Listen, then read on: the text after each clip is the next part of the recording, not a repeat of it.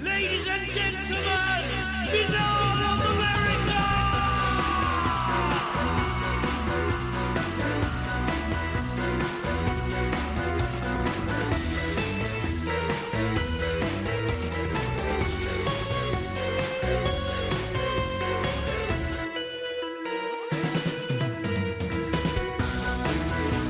And now, ladies and gentlemen, Binal of America Audio with your host, Tim Binal.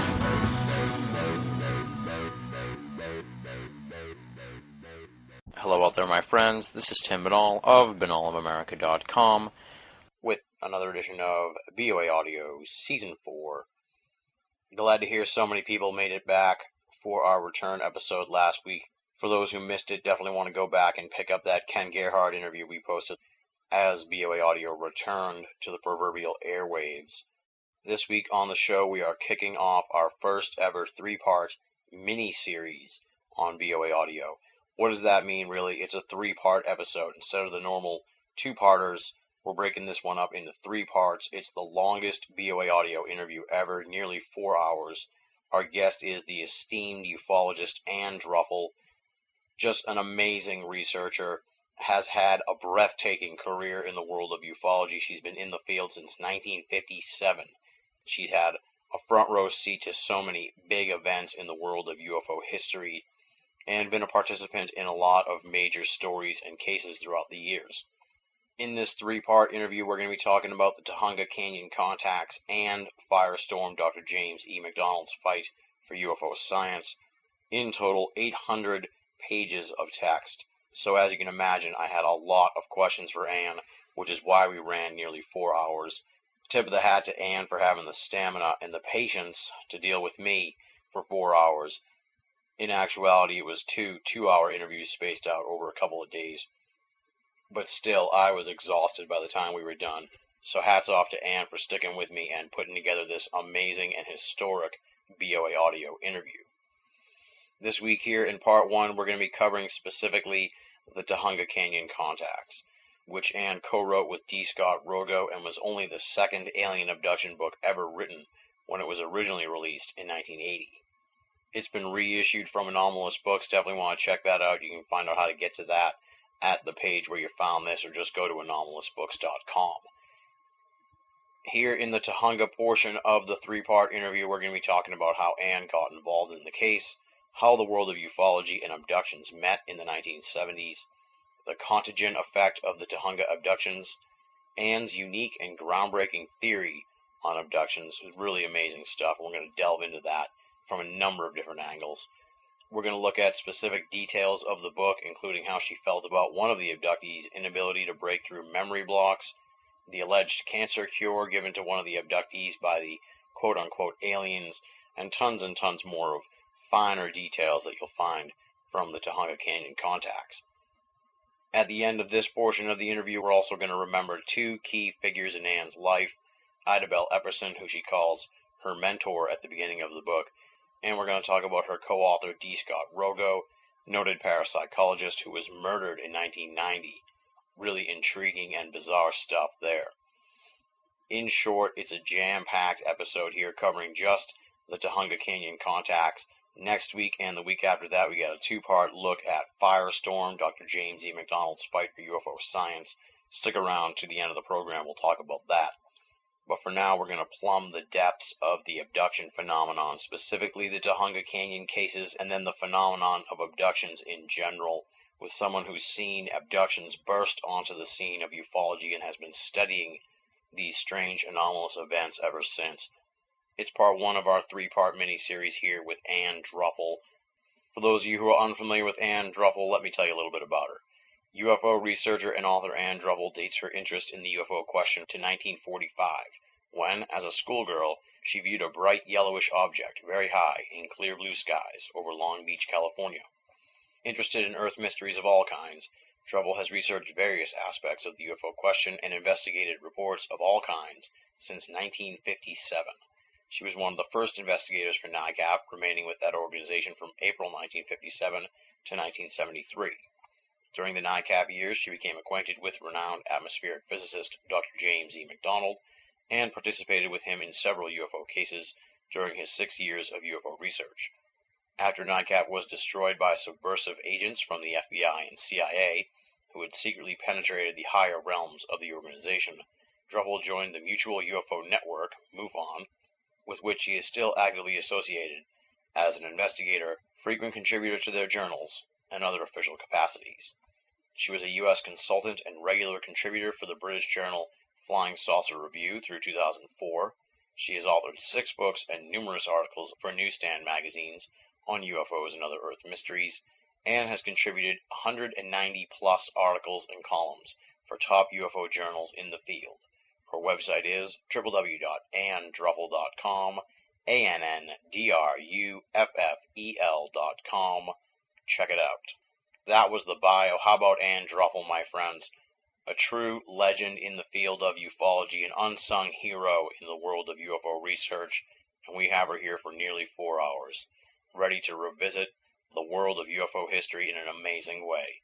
Without any further ado, let's rock and roll. This interview was recorded over the course of 2 days, January 24th and January 27th, 2009, Ann Druffel, talking about the Tujunga Canyon Contacts on BOA Audio, Season 4. Ladies and gentlemen, welcome to another edition of Banal of America Audio. I'm really, really excited about this week's guest. She's been studying the UFO phenomenon for over 50 years. She's the author of a number of amazing books, 2 of which we're going to be discussing here in this hopefully lengthy interview.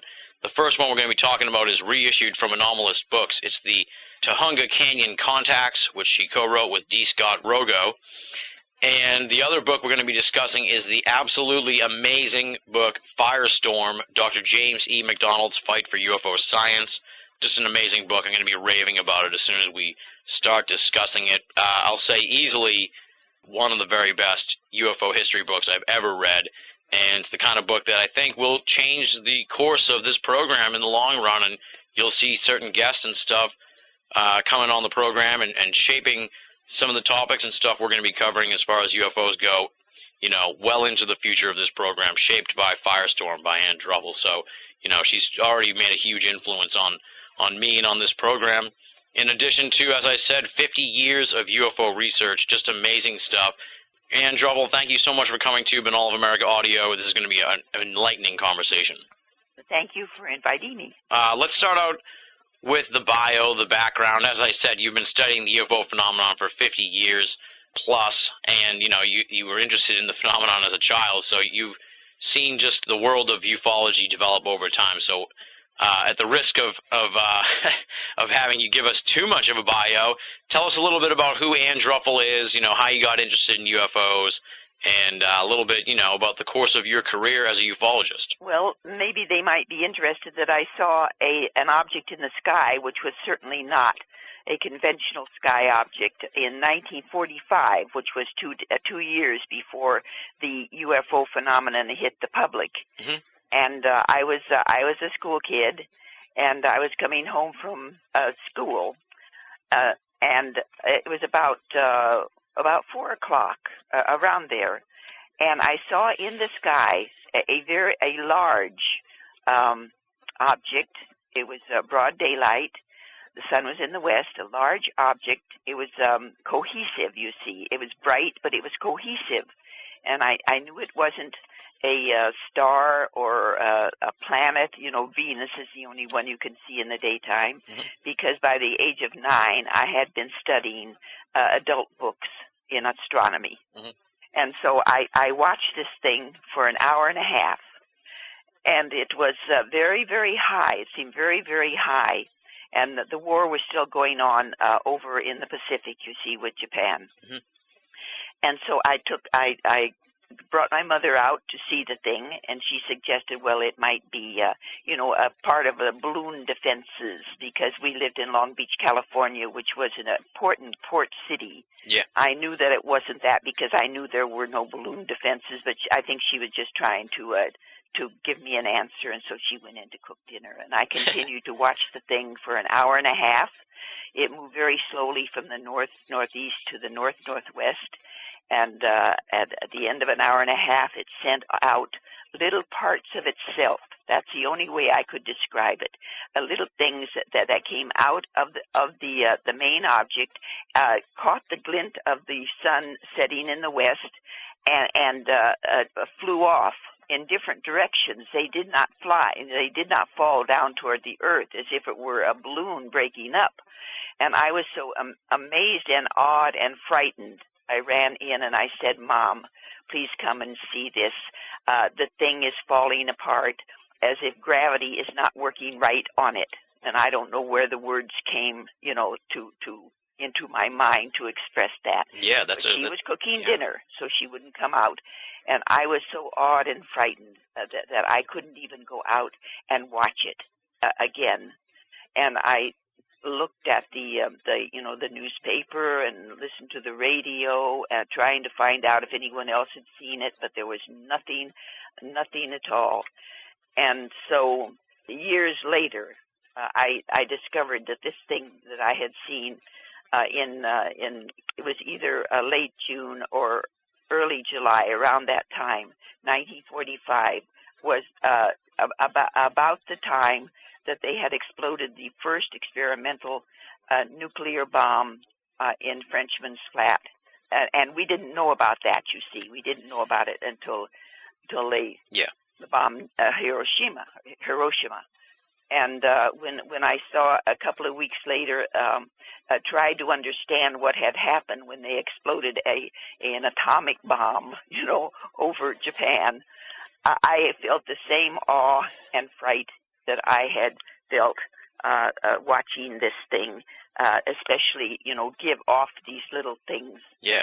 And through the years, I've been in the field more than 50 years, I have gotten an hypothesis, rather firm hypothesis, that this might have been what we call a carrier craft coming to Earth, perhaps, or coming to this area of Earth to explore the fact that we had just entered the atomic age, and that the little things coming out of the main object were the scout ships, the ones that come closer to the Earth and people see. Yeah, that is interesting. That's how I became interested. And then in 1950, Major Kehoe's first book appeared, and I read it, and I thought, my gosh, maybe I saw something like he's describing in this book.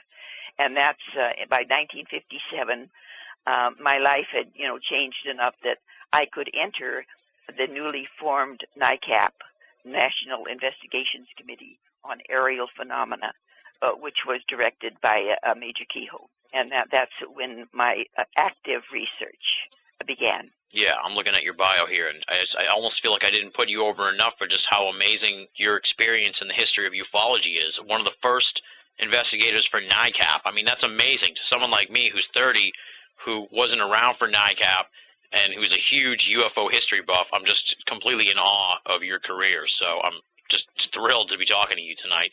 And I'm just amazed at all the amazing things you've seen, the people you've met, and the experiences you've had over the last 50 years. So we are thrilled with the new generations as they come into the field, because you continue our work. And of course, the older generation is dying out, but people like you are continuing, you see.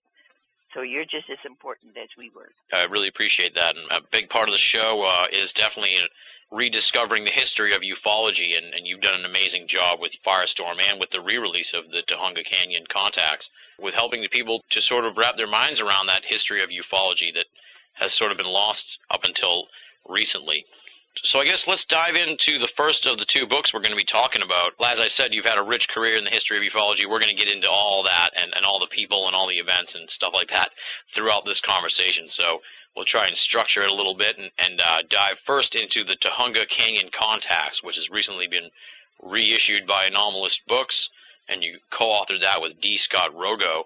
I guess just to bring folks up to speed, let's give a little thumbnail look at the book and the story of the Tujunga Canyon Contacts, and then we'll sort of get into a little bit more of the specifics around the case. Well, you see, the investigation and research of UFOs had been scientifically oriented with NICAP.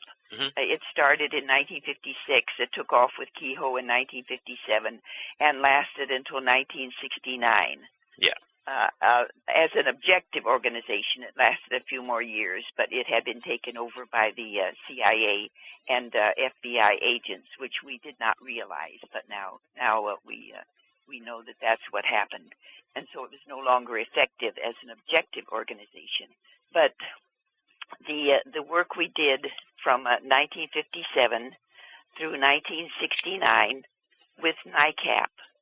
Most people like myself who were interested in the subject and who had certain skills, that we could interview and objective value judge and write reports.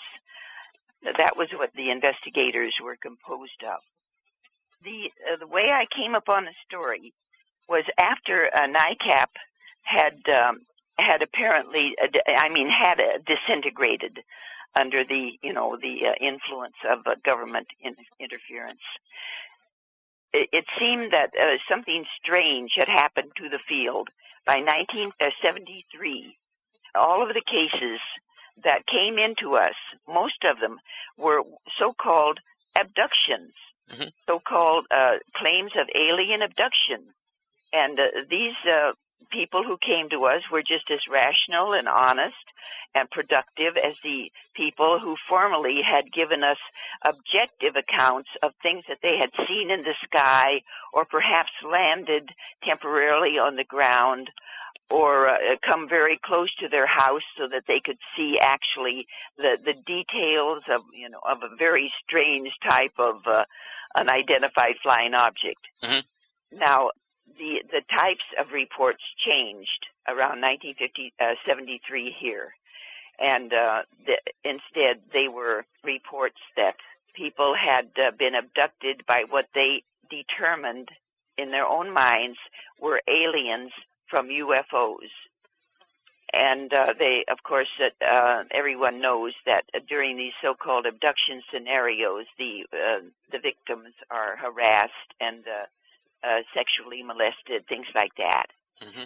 But since the witnesses who were coming to us were just as honest and rational as the more objective cases were before that, we studied them, and we began to wonder if the UFO field had entered a new phase. In other words, were aliens from UFOs abducting human beings like these people said happened to them. That's interesting. Now, in retrospect, do you think it was entering a different phase, or do you think it was just, a change in the way the studies had gone in a way? Because I know that NICAP really wasn't big on the whole humanoid effect and that whole aspect of UFOs, but APRO was a little more friendly to it. And he said sort of after NICAP dissolved, then the abduction cases picked up. Do you think there was a maybe cause-effect thing there, or do you think it's all in the hands of the UFO phenomenon, whatever it is? Well, we began to wonder if the UFO phenomenon had entered this new phase. I just studied the cases as they came in, you see. Yeah. And so for 1973, a young woman called Sarah Shaw came to me, and she said in 1953 she had what was called an abduction scenario, but she didn't know what to think of it. And so we went through the whole process with her and her companion, Jan Whitley, companion at the time. And we used hypnosis. We used very, very careful investigation of all aspects of this case. And this was the first Tujunga Canyon contact case that we studied. And I was very, very fortunate because I was not an author at that time. I had a couple of articles published by that time, but no books. And I was referred to D. Scott Rogo by Berthold Erich Schwarz, Dr. Schwarz in Florida, and Raymond Bayless, who was a noted parapsychologist in the Los Angeles area. And because D. Scott Rogo had learned of the Tujunga Canyon cases that I had been studying for some years. By that time, we had 6 witnesses describing several events. And he was interested in writing a book, and he was a noted author. He had 15 or 20 books to his credit. Oh, wow. And so he wanted me to co-author a book with him, and I said, sure. You would say that, especially recommended by Bert Schwarz and Raymond Bayless, both of whom were very good friends of mine. Yeah. So D. Scott Rogo and I continued our investigation into the Tujunga Canyon Contacts, and we wrote the book, and in 1980 it was first published by a New York publisher, a big one, and it sold very well. And then it was republished in 1989 by another wonderful New York publisher. But by that time, we had reinvestigated certain aspects of the cases, and I had come to some kind of strange conclusion that 3 of the 6 witnesses were able to resist the creatures, to tell them to go away, not to bother them anymore, to fend them off, and that the creatures would vanish. And then these witnesses, these 3 out of the 6, would wake up into what they said full waking consciousness and realize that they had experienced the abduction scenario in some kind of an altered state, you see. Mm-hmm. They didn't know what it was. It wasn't a dream state. So this began to get in my mind, why did 3 of our 6 Tujunga witnesses, who were all rational, honest, productive people, why were 3 able to tell the creatures to go away and to end the abduction scenarios? And 2 of them had ended them permanently. Oh, wow. See, permanently. So that is what got me on to my second book, which was How to Defend Yourself Against Alien Abduction. Yes. And I used the various techniques that the Tujunga Canyon witnesses had described to me that they used to get the creatures to leave them alone. They were simple mental and physical techniques, you see, mm-hmm. that came to them intuitively because they were very strong-minded individuals, and they decided, well, they didn't want to be bothered by these creatures, you see. Yeah. They did not really accept them as aliens from UFOs, even though a couple of the scenarios did involve the creatures apparently taking them into an environment which seemed to be the interior of UFOs. Mm-hmm. And, they also saw the exterior in a couple of the cases. And now, what I found really startling and cool about the book here is right on the back flap it says, the Tujunga Canyon Contacts was only the 2nd book written about so-called alien abductions. That's really amazing to me, and we consider the hundreds of books that have been written about alien abductions in the last 30 years since this book was published. Hats off to you. You're a trailblazer here. That's amazing to be able to say that you co-wrote only the 2nd book ever about alien abductions. What was the reaction in the world of ufology like to the book when you came out with it? Because it sounds like you were right at the cusp of the abduction boom. The first edition was well received because it was written as if these people had really experienced abductions by aliens, you see. And this fit right into the field at the time. The field was accepting the fact that very, very possibly extraterrestrials from UFOs were abducting human beings for their own purposes and, and harassing them and everything like that. Mm-hmm. The book was accepted as an abduction book, you see. Yeah. And then the second book was accepted also because it was an update, and D. Scott Rogo by that time had formed a very firm parapsychological hypothesis as to what abductions were. And the field accepted this, that possibly these were parapsychologically motivated, you see, belonged maybe not in our physical space-time, but in some kind of altered dimension that the humans enter into sometimes. Yeah. So both of those were very, very accepted. Now, when I wrote my own book, How to Defend Yourself Against Alien Abduction, I changed this whole idea around that maybe these things weren't physical UFOs, and the abductors were not physical beings from physical UFOs as we knew them, flying in the sky. Yeah. But some kind of other dimensional creature.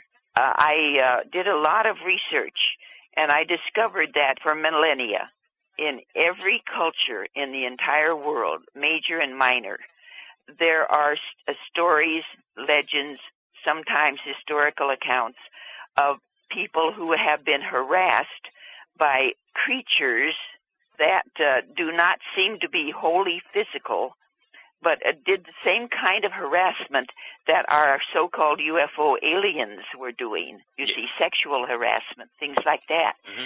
But the creatures that attacked the other people in other cultures and other nations around the world down through the millennia were not pretending to be from UFOs, because they knew nothing about UFOs, you see. Yeah. So this is my hypothesis at this time. It's a rather firm hypothesis that this is an interdimensional type of creation that has bothered the human beings for millennia, probably since we first were put upon the earth. Yeah, it does sound like that.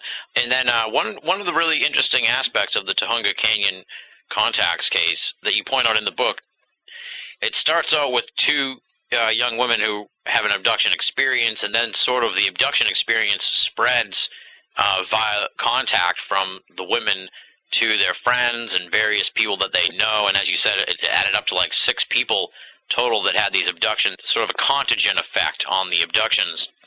And you point out in the book that at that point, when you had written it, that you had heard of no other case with this contagion factor. I just want to know if that's held up since the publication of the book in 1980, or have we seen more cases of the contagion effect? I have not seen them myself, because there have been no groups of abductees that I've studied. Mm-hmm. This was the only group, you see.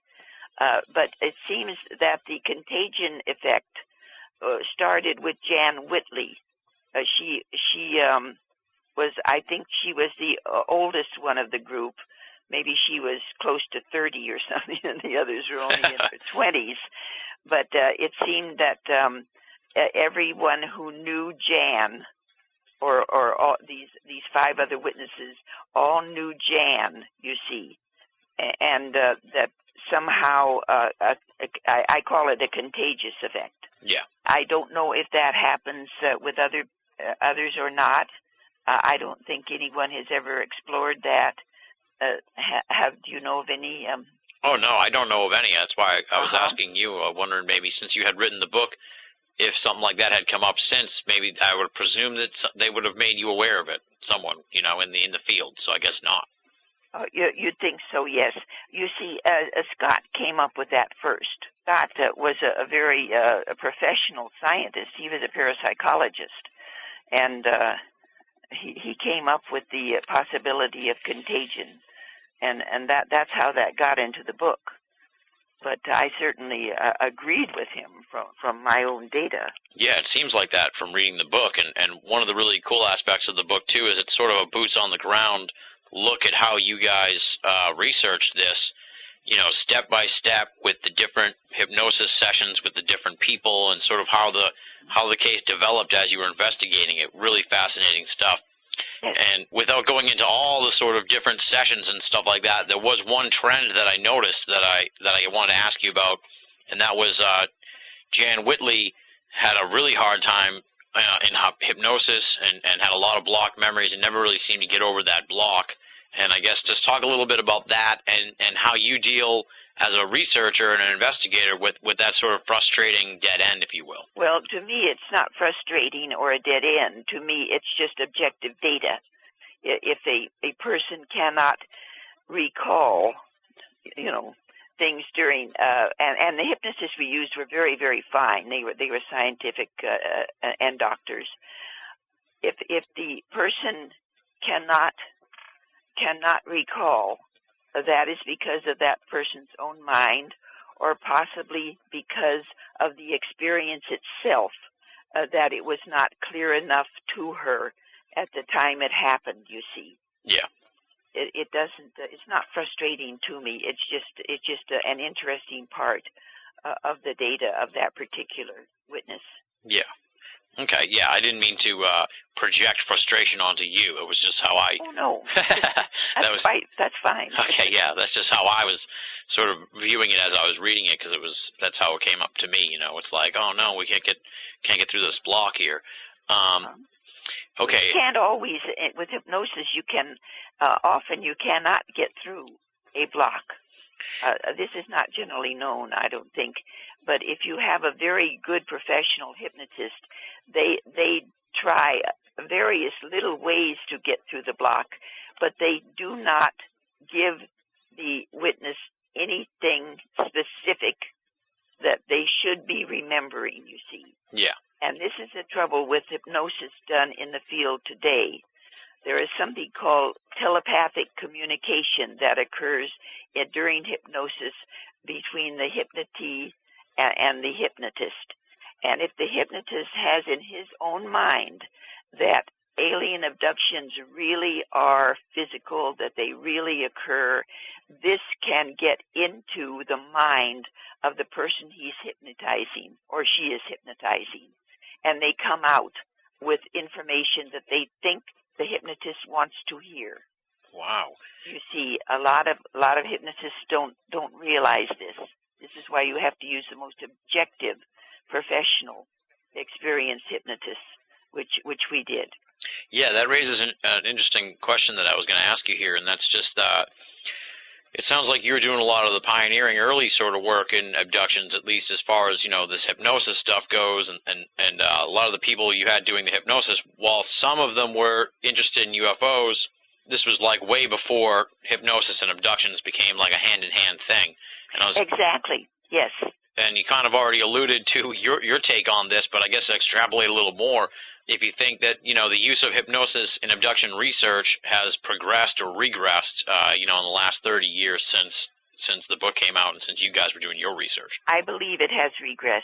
I believe that there are many researchers now who go into abduction because they think that it actually occurs, you know, perpetrated by physical aliens from physical UFOs.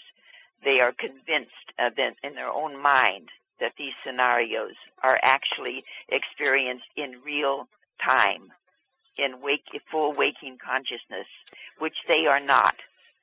Perhaps maybe one or two has been experienced in waking consciousness, but of the thousands and thousands that we have. This is not generally accepted in the field, in the part of the field that is studies so-called alien abductions, that they are convinced that alien abduction is a part of the UFO phenomenon, and that these creatures are actually doing these things to humans.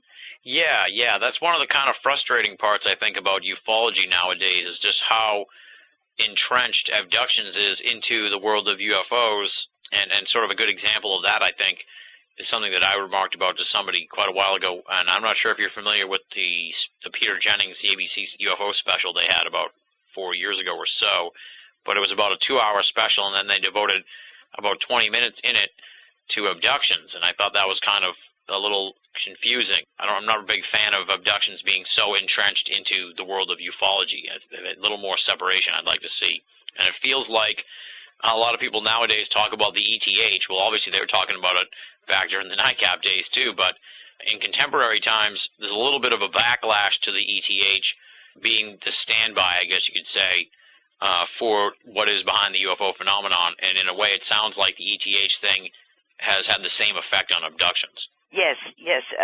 The public, unfortunately, has been led to believe that abductions is part of the ETH. And to me, it is not. It is a separate phenomenon from the UFO phenomenon. Yeah. Absolutely separate. Except in, possibly in a case like Betty and Barney Hill. or Travis Walton, possibly. Those two I will leave to the future. But those are the only two that seem to me to have very good objective data in them that possibly they were taken aboard UFOs. Okay. And one chapter in the book that I found interesting, because I live in an area close to sort of a paranormal hotspot. I live near the Bridgewater Triangle here in Massachusetts, which is a reputed paranormal hotspot. And you point out in the book that the Tujunga Canyon is also a paranormal hotspot, and you title it in the chapter, The Tujunga UFO Milieu. And I found that really interesting because it does sound like there are these hotspots around the country which have UFO activity, and the Tujunga Canyon area in California is one of those. So I guess just talk a little bit about that, how it seems to attract a lot of weird situations and events. Yes, the Tujunga Canyon area and the surrounding area is noted for many types of paranormal events. There have been so many things. In other words, people who are psychically aware or interested in a different kind of lifestyle live there. Mm-hmm. They are not the regular people that you find in the city. They are thinkers. That they read. They're interested in all sorts of phenomena, like Bigfoot. Yeah. Bigfoot has been seen several times in the Tujunga Canyon. UFOs have been photographed on the top of mountains, in the middle of the night. Oh, wow. In Tujunga Canyon. I mean, these seem to be physical because they're photographed. But it also, the paranormal events such as I think that abduction scenarios occur too. Many kinds of paranormal events. And the abduction scenarios, I would think possibly they happened to a whole group of young women because they lived where they did, and they were the kind of people who were not a general population, you see. Yeah. They like to live alone and have their own lifestyle and things like this. And I think that's why we had a group of them there. Interesting. Okay. And that's a perfect segue into the next question I was going to ask you, the next point I was going to make. And I had been thinking the same thing throughout the book, and then it was refreshing because then when we got to your conclusions at the end, you actually brought up exactly what I had been thinking throughout the book. I'll try and phrase this question the best way I can. It was well known during that time about the Betty and Barney Hill case, and Stan Friedman likes to point out that despite what the critics say, Betty and Barney Hill were a very atypical couple of the time, with a black man and a white woman, an interracial couple. And then the people in the Tujunga Canyon case, they were living in an alternative lifestyle as well. And that's sort of what you talk about a little bit at the end of the book, that there was maybe the question of, is this alternative lifestyle or people that are sort of atypical to what is, the cultural norm, are they more prone to abductions because that's what the intelligence behind the abductions is interested in looking at?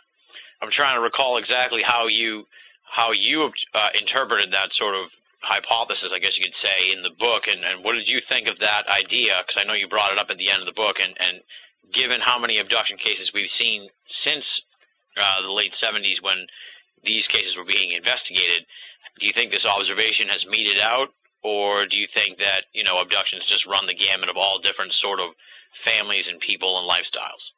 Well, I think they probably just run the gamut, or at least this phenomenon, this abducting phenomenon, tries to contact all sorts of people, but that most people are able to fend them off or to resist them and say, go away and bring themselves back to full waking consciousness where the creature vanishes. Mm-hmm.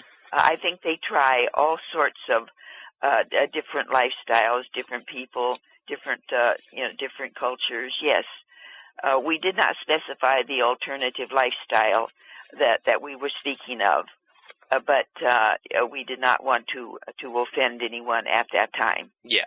Yeah. But people reading the book can draw their own conclusions, and I do not want to specify. That's fine. Yeah, I mean, I wasn't trying to get into specifics, and I know you weren't.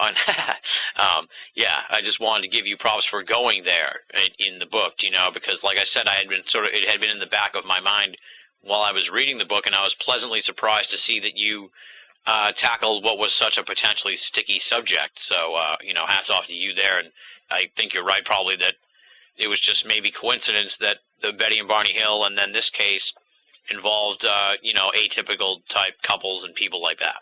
Yes, that's very interesting. That had not occurred to me. Very interesting. One of the weird aspects of the Tujunga case was Sarah Shaw's cancer cure, which she alleged that she received from the extraterrestrials that abducted her, ostensibly. And the cancer cure was to douse the cancer with vinegar, and there's quite a lot in the book about that whole thing and the whole cancer cure and how she got it, and how, a doctor there in California had experimented a little bit with it. And I guess I just wanted to ask you about the cancer cure.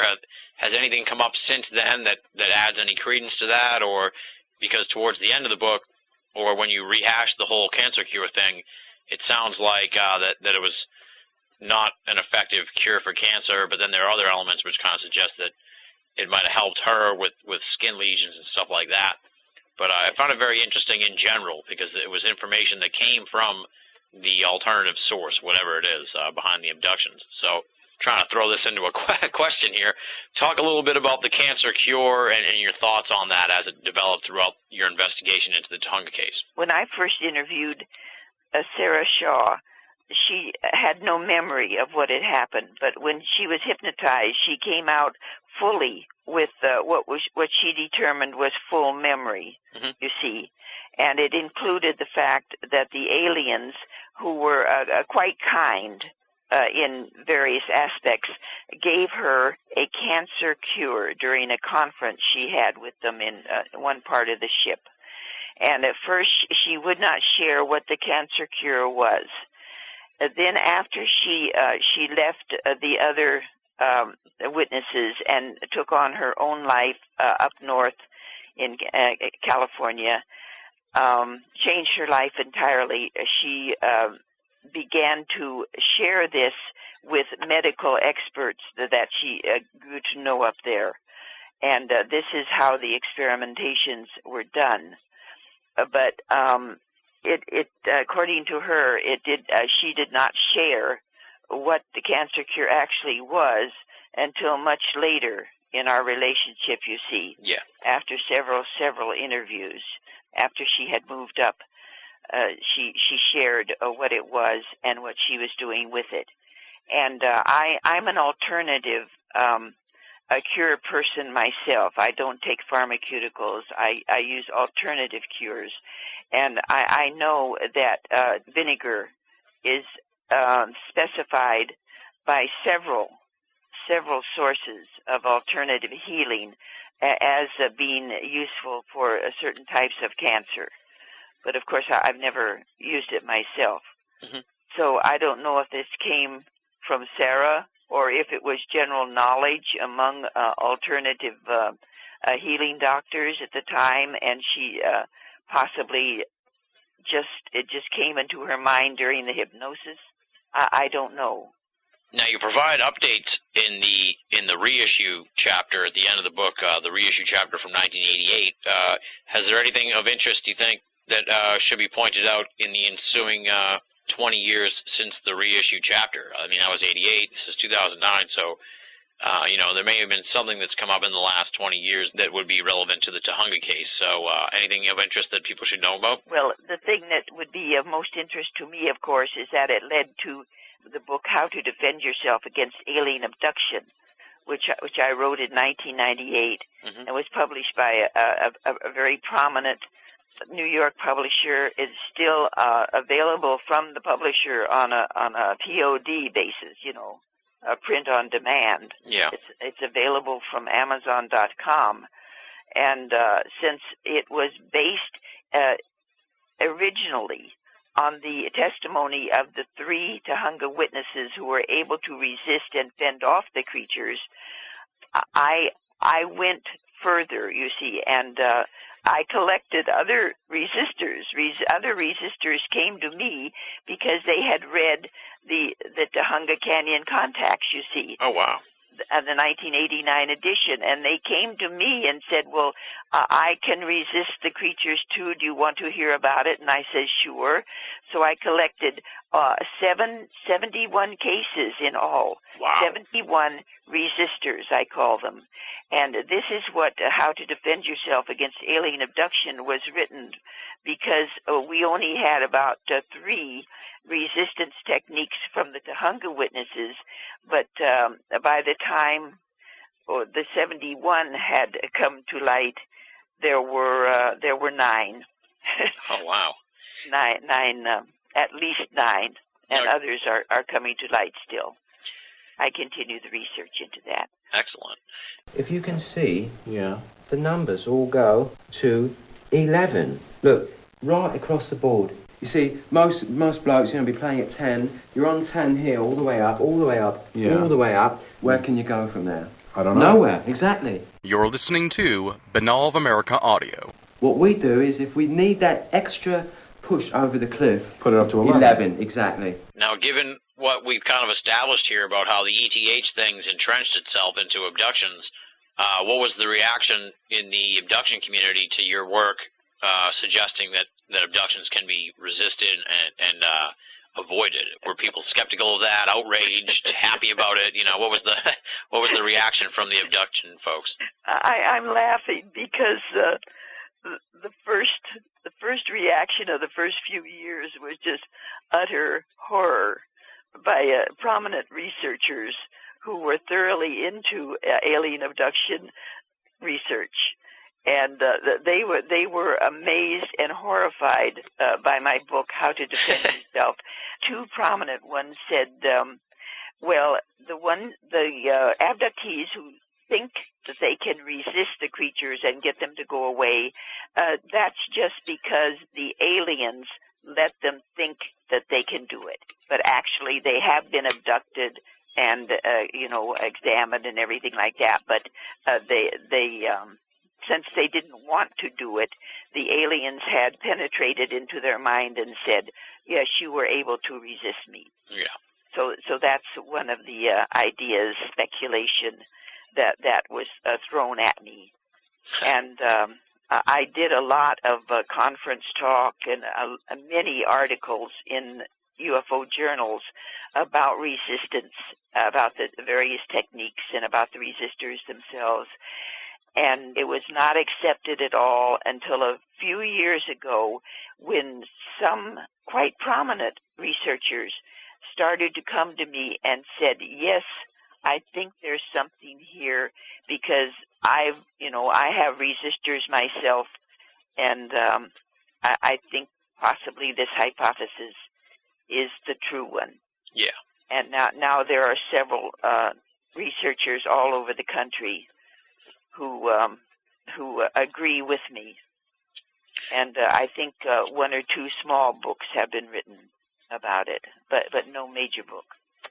But the idea is spreading. Yeah, it sounds like that maybe that the attitudes are thawing a little bit to your hypothesis, which is a good thing. They're not thawing with the major researchers who disagreed with me in the beginning.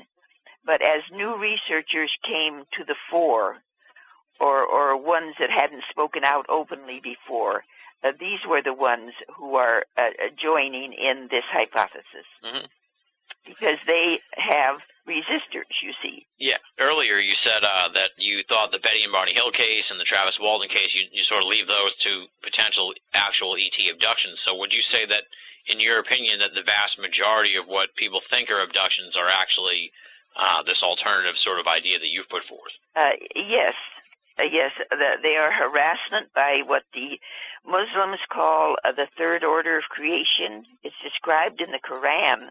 There's at least 7 very, very broad parts of the Quran that describe what they call jinns, and the things that jinns do to human beings, Muslims, is basically the same kind of harassment, sexual harassment that aliens are supposed to do in alien abductions, you see. Yeah. But the thing is, these other cultures are older than our American culture.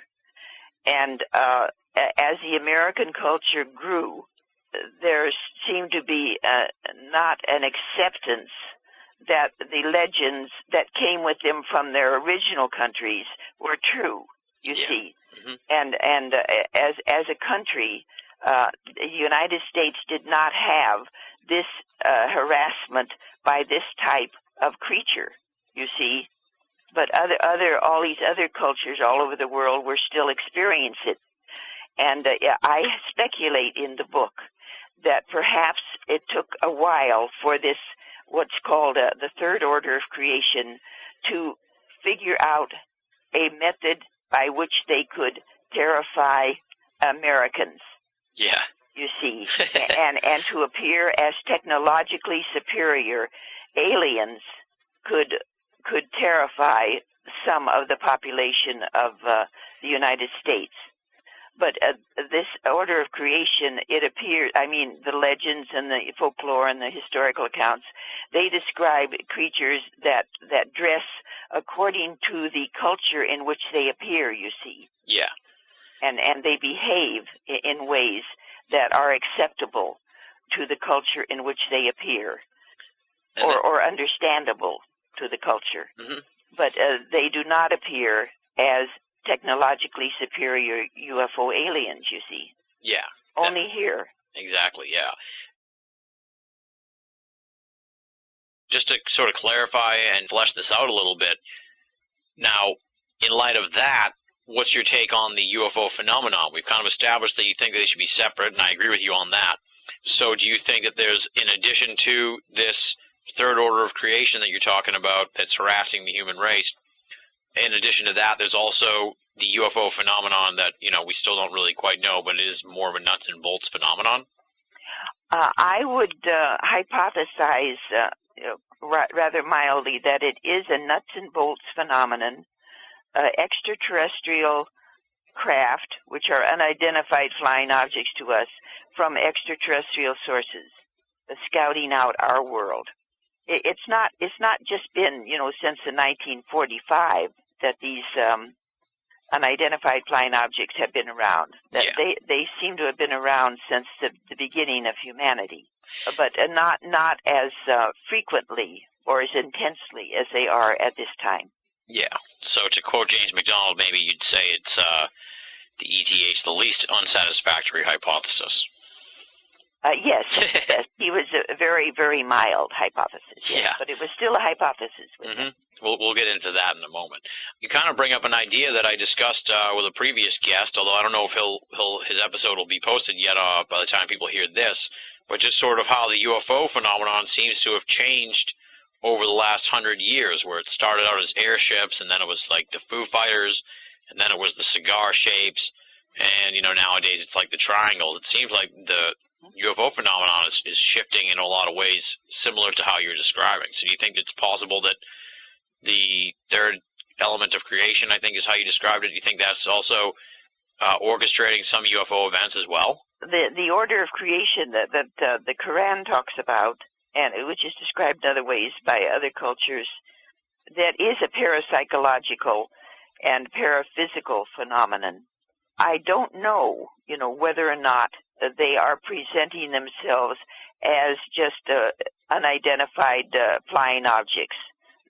Some researchers are beginning to go into that hypothesis, that perhaps the entire UFO phenomenon is a parapsychological question. Yeah. I do not think that way, no. Okay. Because of what I've seen myself, you see. Yeah. I've seen two UFOs, and I guess both carrier craft, but years and years apart, and they were purely physical, and I was purely in full waking consciousness. I don't know if a paraphysical order of creation had, put them in the sky for me to see or not. Yeah, we may never know. That's right. That's right. My mind is open to anything that can be proven scientifically. Exactly. So that's the problem. But we have proven there is good empirical evidence that these things are physical, from pictures, from radar, from certain other technology that we have, that they are physical when they are perceived. Yeah. In the sky. Mm-hmm. Yeah, there's definitely some serious evidence to that. One sort of follow-up to the players in the Tujunga Canyon Contacts that I want to ask you about was there's always this sort of generational situation involving abductions where it seems like it passes down from one generation to the next. And I know that in one of the incidents, it was Emily and I think it was Jan, and they were in the car and Emily's son was in the back seat. They pulled over to the side of the road and tried to get some sleep, and then they were woken up by entities looking into the window and then shaking the car.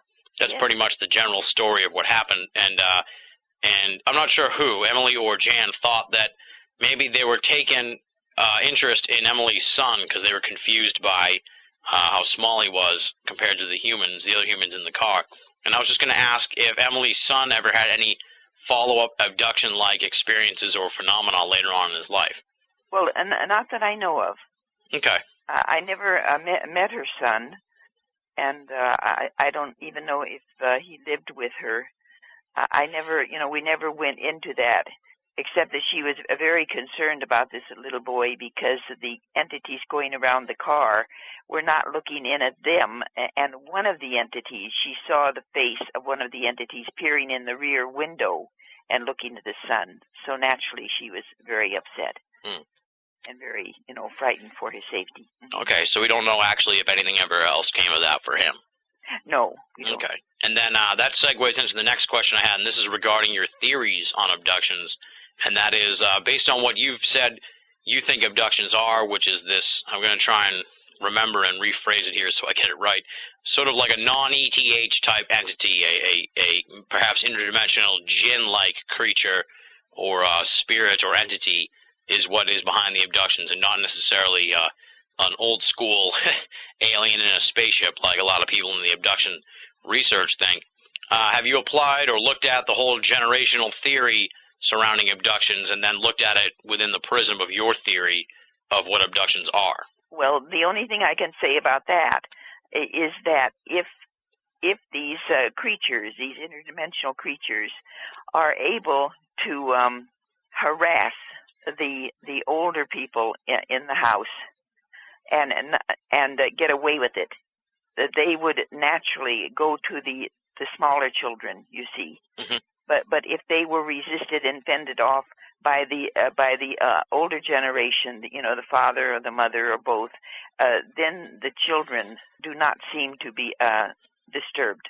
Okay. Or maybe, sometimes the children are harassed first or visited first, and they tell their parents, and then the parents who have never had visitations like that can, either intuitively or by reading something like my book, get rid of the creatures who are harassing or visiting or disturbing their children. Oh, wow. Now, would you tie this whole thing in then to sort of like a poltergeist scenario? You think maybe poltergeists are somehow related to this jinn-like idea that surrounding abductions? As far as I've been able to read, I'm not a parapsychologist, but I have read a lot in psychic research. Poltergeists seem to be a separate type of psychic phenomenon rather than these interdimensional creatures, which seem to be a part of God's creation. They're called the third order of creation by the Muslims. Mm-hmm. And they're considered, an order of creation by every culture in the entire world. So the poltergeists, perhaps these creatures can produce poltergeist activity, or what seems to be poltergeist activity, but it's not clear, you see. Yeah. It's not clear. And then with your theory in mind, have you looked at the whole alien implant part of abductions, and how do you reconcile that with your theories? This is one of the big problems, of course, But my friend Bertold Erich Schwarz, Dr. Bert Schwarz, well known in the field, has a theory that a hypothesis that I seem to think is more logical than these so-called implants being produced by extraterrestrials and put in human bodies. Bert Schwarz hypothesizes that because the visitations by the interdimensional creatures come from another dimension, you see, like parapsychological visitations of other kinds, where apports appear, that the implants found in human bodies might be apports put in during this parapsychological episode. Okay. I've had apports myself. I mean, for 2 rosaries, but so I know that apports do appear, and I would suggest perhaps Bert Schwarz, if he would come on your program, he would be able to give you more enlightenment about this theory. I think it is a very logical hypothesis. Interesting. I haven't ever even looked into the whole apport situation, but I definitely will now. That's very interesting. All right, maybe you can forward me some contact info for Bert Schwarz, and we'll get him on the show. Oh, sure. Talk a little bit about Ida Bell Epperson. She's someone who's easily lost to the world of ufological history. Seems like nowadays when we look back on that era, people hear about, the big supernova names, and a lot of the folks who were doing a lot of the legwork and running a lot of the local chapters and stuff like that aren't as remembered as well. Just the nature of history, I guess you could say. And you say that Ida Bell was your mentor, and you've been in this for like 50 years. So I guess talk a little bit about Ida Bell Epperson and put her over and talk about some of the contributions she made to the world of ufology. Well, Ida Bell was, I suppose, 25 or 30 years older than myself, and I did not bring her into the Sarah Shaw and the Tujunga Canyon cases. She brought me into it. Oh, okay. I'm sorry. Because Sarah contacted the NICAP Investigation Committee in Los Angeles, and Ida Bell Epperson at that time was assistant director of that investigative committee, but later became the executive director, the director of it, when our scientist friend, Dr. Caburn, died, you see. Mm-hmm. So Ida Bell brought me into the Tujunga Canyon Witnesses. She assigned the case to me. Okay.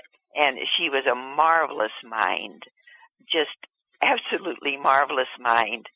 And everyone who worked with her in the field recognized that this was a wonderful, wonderful, objective researcher with many talents of publicity and everything she needed. And she would have the meetings of the NICAP's investigative subcommittee, what we called it, with the NICAP LA subcommittee, at her home.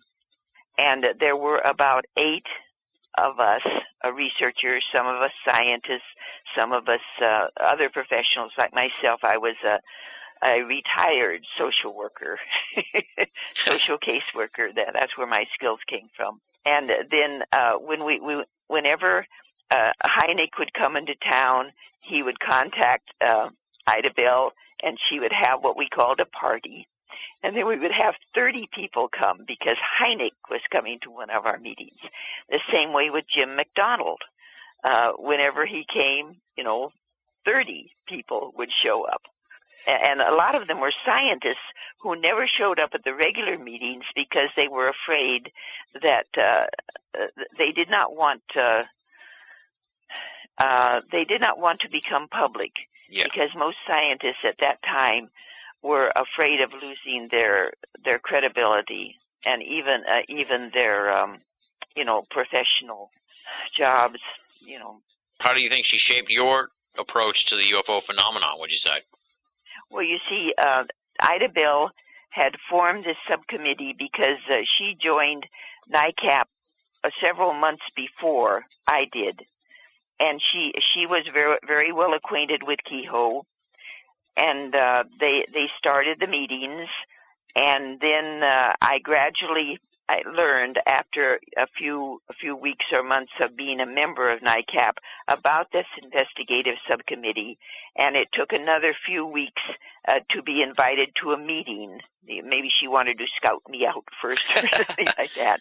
And then I gradually was accepted into the group because I had certain skills that made I did good investigations, objective investigations. Yeah, and that brings up an issue that we've talked about on the show before with other female guests on the program, and it kind of also rings into what I talked about earlier, how when we look back on UFO history, a lot of the names we know from that era are all men. What was it like to be a woman in the field of ufology at that time? Because, I've heard that the field's kind of like a boys' club as it is right now, so back then it may have been even worse, or maybe it was better. I don't know, but that's what we're asking you. And since you said, Ida Bell was your mentor, I guess just talk a little bit from that perspective. Well, you see, I haven't been prominent until I started to write UFO books. You see, but Ida Bell was always prominent because she was a true professional. Mm-hmm. She had publicity, all sorts of gifts her mind had, and she was accepted in the field by everyone. That's how she could get Hynek to our meetings, how she got Jim McDonald to our meetings, you see. And I just happened to be one of the group of 8. And I didn't feel important. In fact, when McDonald used to visit us between 1967 and 1970, I would be so awed at him that I would just sit in the chair and look, and listen. I was not known, but that's why I call her my mentor, because every case that she assigned me, I would pass by her, and she would give me certain help in, what aspects to explore. And I learned, I suppose, most of these skills that I had for investigation of UFOs from Ida Bell. I had my own skills from my social casework, you see. I knew how to objective value judge. I knew how to interview objectively, and I knew how to write objective reports from being a social caseworker. Mm-hmm. But she helped me develop this into skills for UFO investigation. Yeah. Did you guys ever experience any sexism, or was it all pretty, were you guys just pretty much accepted, anyone who was going to contribute to the cause was welcome in the group? Well, because Ida Bell, after the first 2 or 3 years, was the director, she was accepted throughout the entire NICAP network. Mm-hmm. Accepted just like any man or anybody else. Yeah. She was highly thought of. Anything she sent to Kehoe, was taken care of immediately. That's excellent. Yeah, she that's was great. Wonderful. It's unfortunate that we don't know more about her role in UFO history. Do you know what I mean? Well, the thing is, I have been encouraged by Dr. Bert Schwarz, I'm sure you know his name, mm-hmm. To write my memoirs. Oh, that would be awesome. And I not only have UFO investigation research in my, whatever you call it, but I also have a parapsychology projects that I work on. So Bert suggested that I write my memoirs as to the research I have done over the years. And this is the next book I possibly will write. Oh, absolutely. I know I will. And then I'll write a personal memoirs. And then there's a project in Ireland. I'm using psychic archaeology on that. I've been doing that since 1979. Oh, wow. And that will be another third book when it's finally finished. Awesome. That sounds exciting. Yes. What I need is a publisher. Now, did agents all die off, you see. Now, I think I recall from Firestorm that Ida Bell kept the group sort of going after NICAP folded, even though under a different name or something like that, perhaps. I'm not positive about the name. Absolutely. You see, I'm sure that Ida Bell was partially intuitive. She never claimed to be, but she realized that when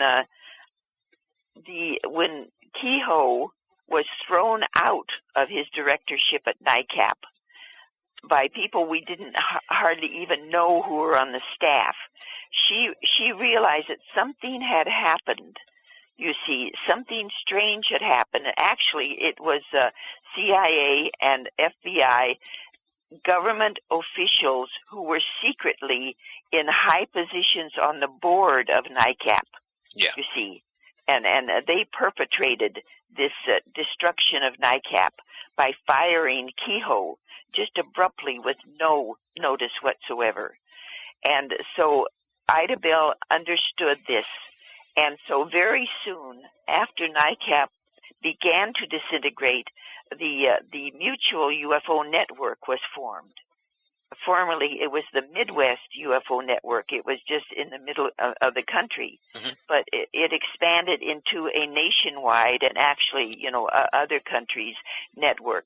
And Ida Bell contacted the person in charge and arranged for us to become a MUFON subcommittee, you see. And this was early on. This was about 1971. Wow. And so I belonged to both MUFON and NICAP until NICAP folded in 1975. Yeah, you were at the start of both organizations, so it's amazing to have played such a role in history. I'm in awe of your career, and I'll tell you the truth, I'm really in awe of it. Well, it's been a lot of fun. Very interesting.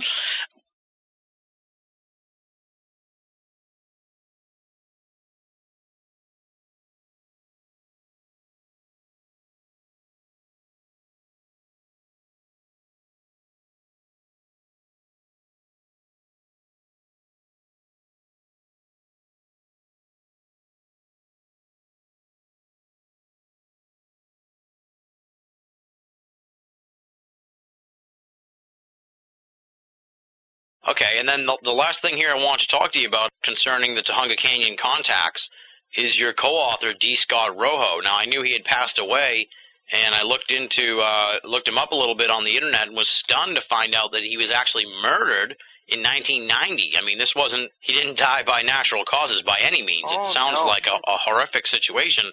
Let's talk about that first, and then we'll talk about, D. Scott as a man and as a researcher and his contributions and stuff like that. But I was fascinated and stunned to find out that he had been murdered. So tell people about that whole scene.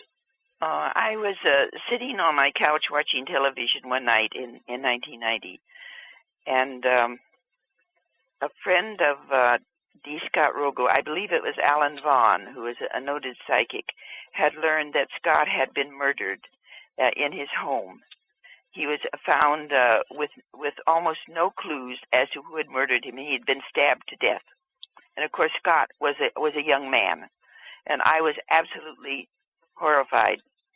Since Alan Vaughn was a psychic, and I had used psychic archaeology and use of psychics in trying to perceive information about mysteries, I got a reading over the phone from Alan Vaughn, whom I knew from the Mobile Society, and he said something like that there were two people that Scott was acquainted with who had come into his home, and that either one or both of them had stabbed him for some reason, some kind of quarrel that erupted between them or among them.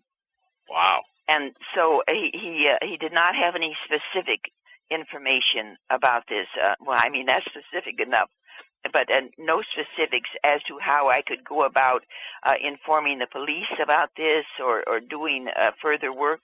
And so I called Armand Marcotte, the one with whom I had written, was it one or two books by that time? I had written The Psychic and the Detective and Past Lives, Future Growth with Armand Marcotte. He was a remarkable clairvoyant, and he was in this general area of Southern California. So I called Armand Marcotte, and he gave me a couple of readings about what he thought had happened to Scott. And this was more specific, you see. Mhm. This was more specific. And so I got this information to part of the LAPD, the Los Angeles Police Department, the part that covered where Scott lived in the San Fernando Valley. Luckily, they accepted psychic information, although they never made it public, you see. Yeah. And they followed out the specifics of what Armin was telling them, that that one of the people who had stabbed Scott had also taken a drink from his bathroom in a glass and had left his fingerprints on a glass in Scott's bathroom. Oh, wow. And, of course, the police were not aware of this, but the police followed up this tip, a psychic tip, for which I'm very, very grateful, and they were able to track down one of the presumed murderers. The man went on trial and was, I believe he was found guilty and told that he would be imprisoned for 17 years because they considered it second-degree murder. In other words, it wasn't a planned or anything like that. Yeah. And then in 5 years, this man was out on the street. Oh, man. Because of the problems with prisons in Southern California, they are completely overcrowded. Yeah, yeah. And he has gone around telling people that he did not kill Scott. But the thing is, this police department, I have worked with police departments in the past, on psychic information. I'm not a psychic, but I get, psychic information to them. And they never make it public.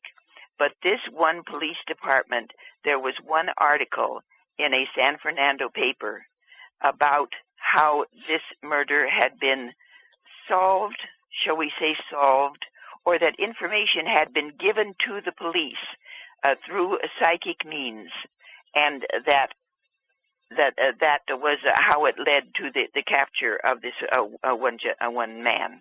Wow. Now, did he ever say why he killed him? Did it ever really come out the motivation behind this whole thing? He never did, because he still does not admit that he killed him. Ah. But Armand gave information that this I can't call him a gentleman. Yeah. This man knew Scott. He was an acquaintance, and that he had lived with Scott for a while, and then he left, and that there was some discussion about money. Now I don't know what the discussion about money was specifically, because Armin could never bring out this information psychically. The argument led to this intense rage by this one man for which he stabbed Scott. Wow.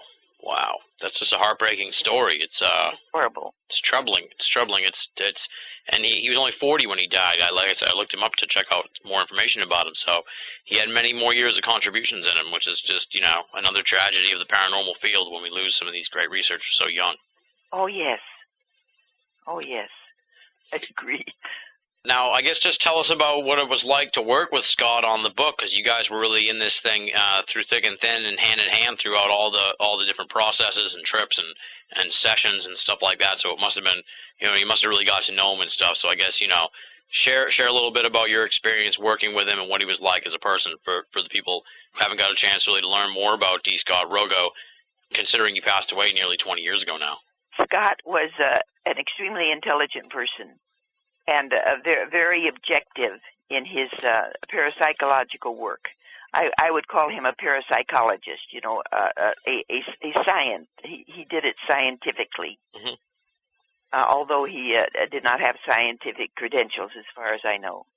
And he had written, I believe, around 17 books, and some of them were written by a Raymond Bayless, who was also a remarkable parapsychologist. He was a friend of mine also. Yeah. But Scott had been referred to me by Bert Schwartz, because Scott had read some preliminary articles that I had written in I believe it was the MUFON Journal and possibly the IUR, the International UFO Reporter of the Center for UFO Studies. I had written a couple of articles about the Tujunga Canyon Contacts, and Scott had read these. Somehow they came to his attention, and he contacted Raymond Bayless, with whom he had co-authored several books. And Raymond didn't know me at that time, so he didn't know how to refer Scott to me, because Scott was interested in possibly co-authoring a book with me on the Tujunga Canyon Contacts. So Raymond got in touch with Bert Schwarz, and Bert, who is also a parapsychologist, and Bert Schwarz knew me, and he phoned and told me about Scott Rogo's interest. And so that way he introduced me both to Raymond Bayless and to Scott. And the book took off from there. And Scott was a wonderful person to co-author with.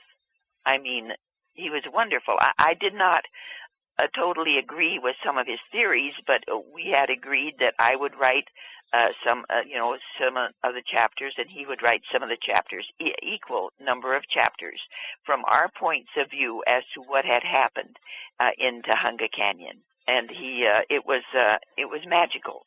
And one of the things that I'm most grateful to Scott for, Scott was a well-known author, but he let me have my name first on the book, because I had done the initial 4 or 5 years study on these cases.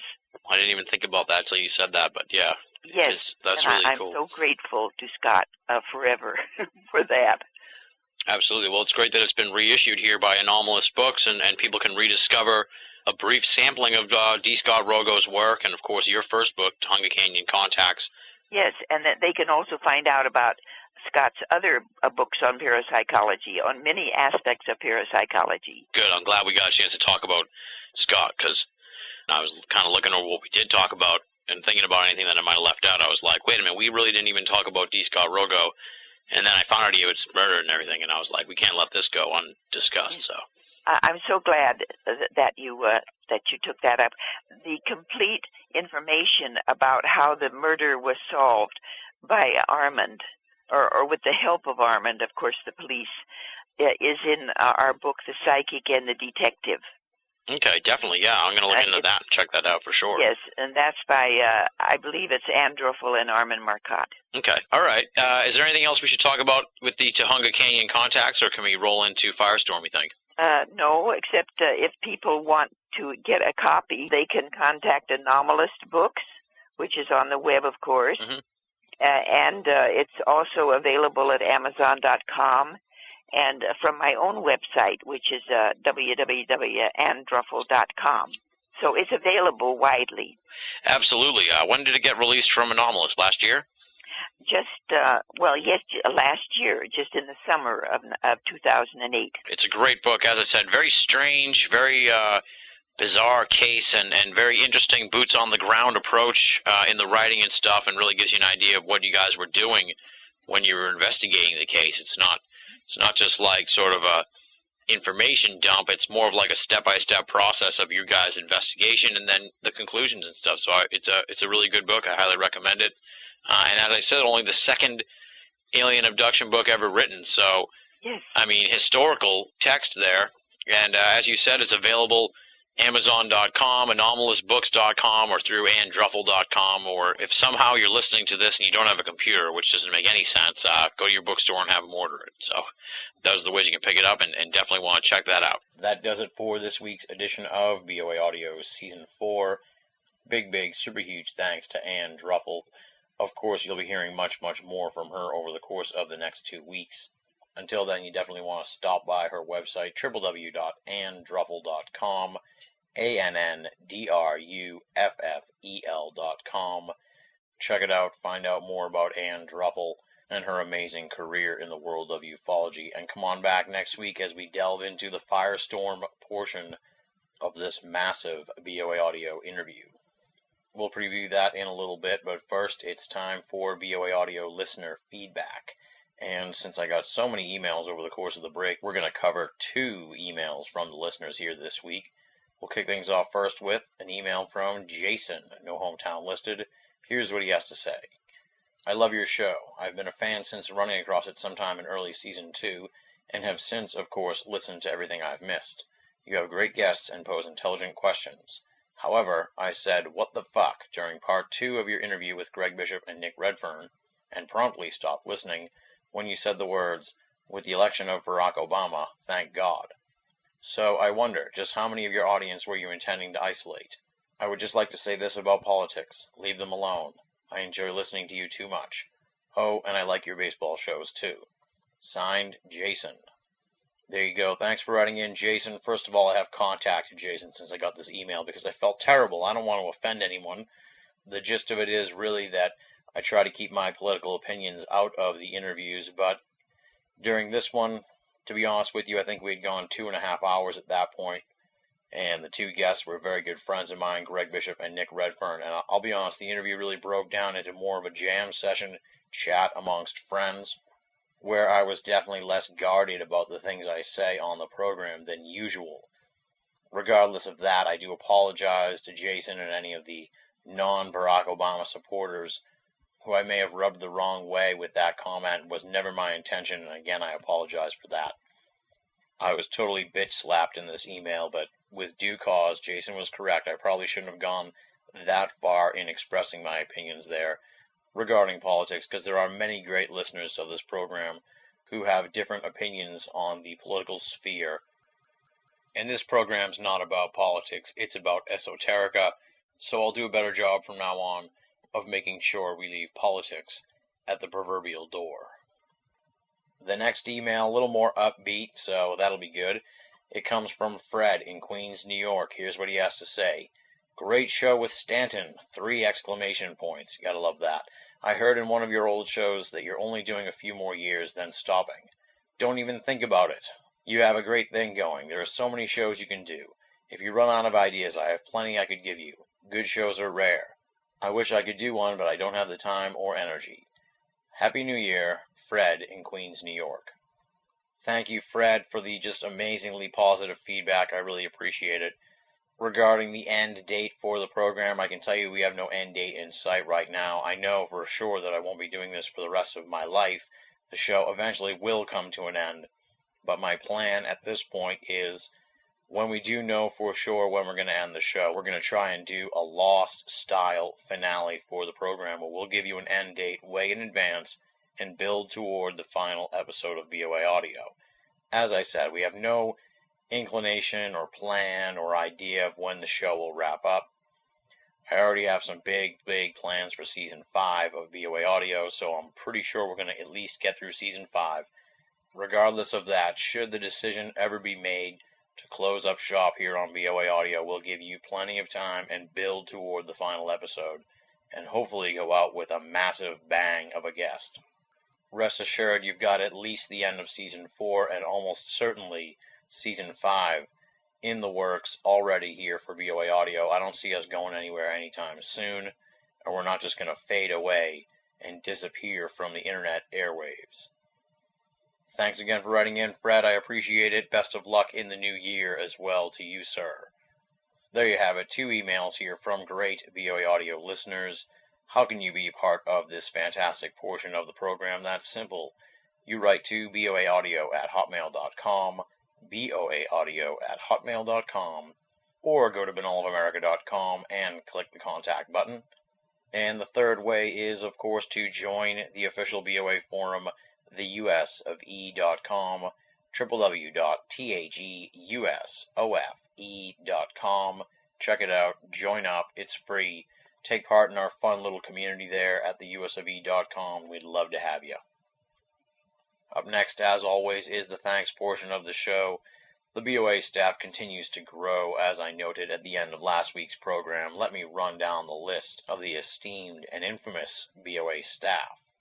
Leslie, Chiron, R. Lee, Joe V., Tina Senna, Rochelle Hawks, Richard Thomas, Paul Black, and Lasha Siniuk.